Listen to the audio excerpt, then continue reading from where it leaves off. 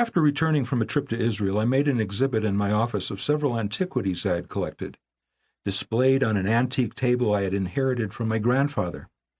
When my father visited me, I eagerly took him into the room with the announcement, "There's something I want you to see."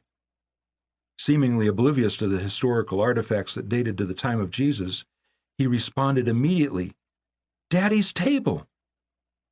Of course, I totally understood that my father was more conditioned to see the family heirloom rather than the 2,000-year-old relics, but I did walk away from that experience with a clearer perspective on the difference between seeing and looking. Seeing is a lot harder than looking. We all look at things every day but fail to actually see them. The truth is that we generally only see what we want to see or what we have been trained to see.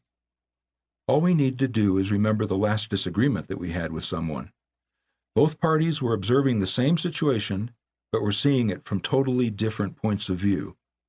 Like the old analogy of the half-full versus the half-empty glass. The optimist sees the glass as half-full because that's the way he wants to see it.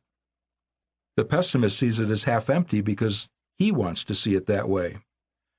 Our training has an equally profound impact on what we see as our perspective.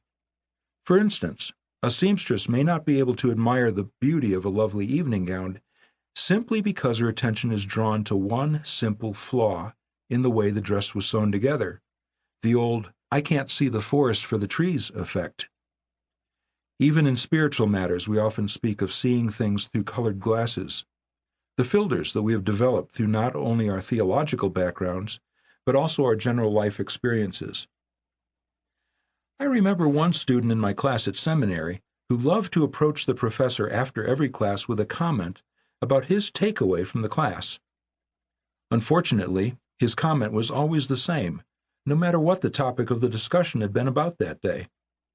"Sir, it all boils down to, let your light shine before men so that they can see your good works and glorify your Father which is in heaven."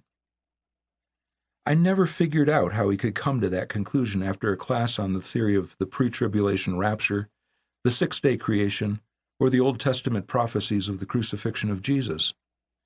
But he had somehow been so powerfully impacted by that principle that it seemed to be the only thing that he could see in any biblical passage or discussion.